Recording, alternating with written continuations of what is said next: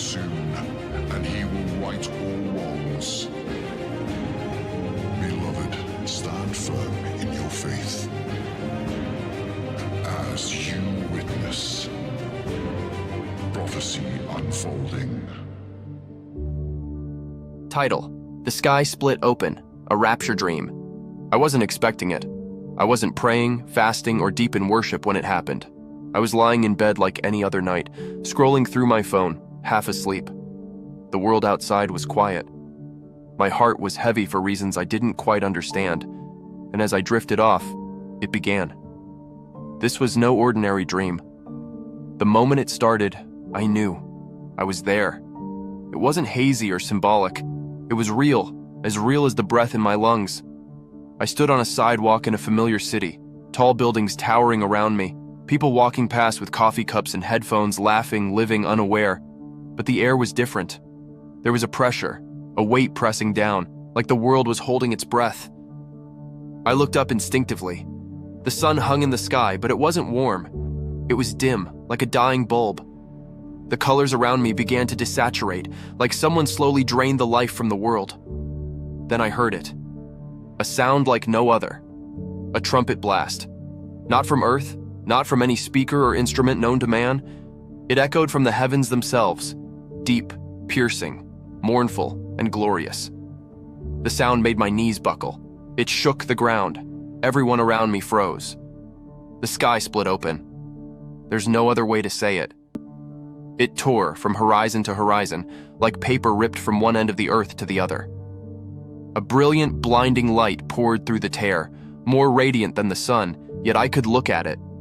A light that didn't burn the eyes but seared the soul. And then, he came. Jesus. Not gentle carpenter Jesus, not Sunday school Jesus, but the King of Kings.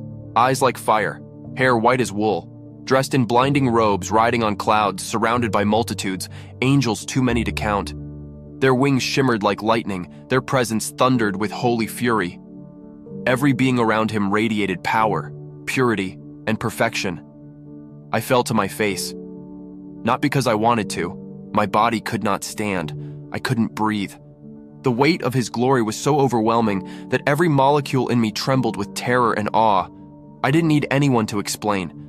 I knew it was the rapture, the day of the Lord, the moment written about in Scripture. He lifted his hand.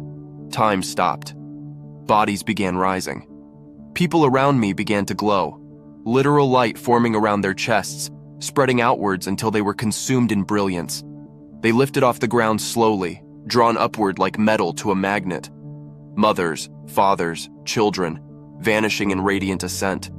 Some screamed in terror, others screamed in joy. And then came the wailing. People around me dropped to their knees, sobbing, reaching up, screaming, "No, no, wait!" It wasn't confusion. It was recognition. They knew what had just happened, and they hadn't gone. The panic was immediate, terrifying, a tsunami of despair. People began clawing at the sky. Others ran. Some collapsed completely, weeping. I looked at my own hands, and I was still there. Panic. I felt it rise up like bile. I screamed, "Why? Why am I still here?" And in that moment, every sin I had ignored came back to me in perfect clarity. The compromises, the secret sins, the lukewarm prayers, the moments I chose the world over him. I had fooled everyone, even myself, but I hadn't fooled him. A voice thundered, not audible, but in my spirit. "You called me Lord with your lips, but your heart was far from me." I sobbed. I begged. I screamed until my voice cracked. "Please, one more chance." But the door had shut. Just like the parable of the 5 foolish virgins, the bridegroom had come, and I was left outside. I watched the sky, now closing like curtains, the light fading, Jesus and his angels vanishing into glory, while the earth was plunged into chaos. Sirens screamed, cars crashed, planes fell from the sky, fires erupted, the world unraveled instantly. But worse than all of that was the absence. His presence, once so near, was gone. And what replaced it was a darkness I cannot describe. Not just a lack of light, but a spiritual soul-crushing emptiness. I saw demons pour into the streets, shadows with eyes, crawling, twisting, whispering. People were consumed by madness. They clawed at each other.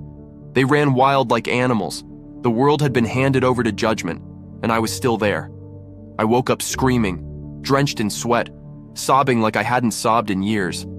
It took me a full hour to realize I was still alive, that it was just a dream. But it wasn't just a dream. It was a warning. I know what I saw, and I need you to hear me. He's coming, soon. This world isn't going to last. The comfort, the distractions, the wealth, it will all vanish in a moment. Are you ready? Are you truly walking with him? Or are you just coasting, assuming you have more time? Let me tell you something. You don't. The deception in this world is thick. People go to church and leave unchanged. We scroll through social media instead of reading his word. We ignore the Spirit's tug, thinking we'll get serious later. But later may never come. I share this not to scare you, but to shake you. Time is short. The bridegroom is at the door. There's no room for half-hearted love. He is holy. He is just. And he is coming back. Not as a lamb, but as a lion. Please, check your heart. Get in the word. Seek him with everything you've got. Forgive people. Let go of pride. Cast down idols. Stop compromising. Because when that trumpet sounds, it'll be too late to choose. Choose him now. Therefore, keep watch, because you do not know the day or the hour. Matthew 25:13. I tell you, on that night, 2 people will be in one bed. One will be taken and the other left. Luke 17:34. This dream was given so I would share it, not to glorify myself, but to glorify the one who gave it. If you feel conviction as you read this, don't harden your heart. Fall to your knees. Call on him. He is merciful. But the window is closing.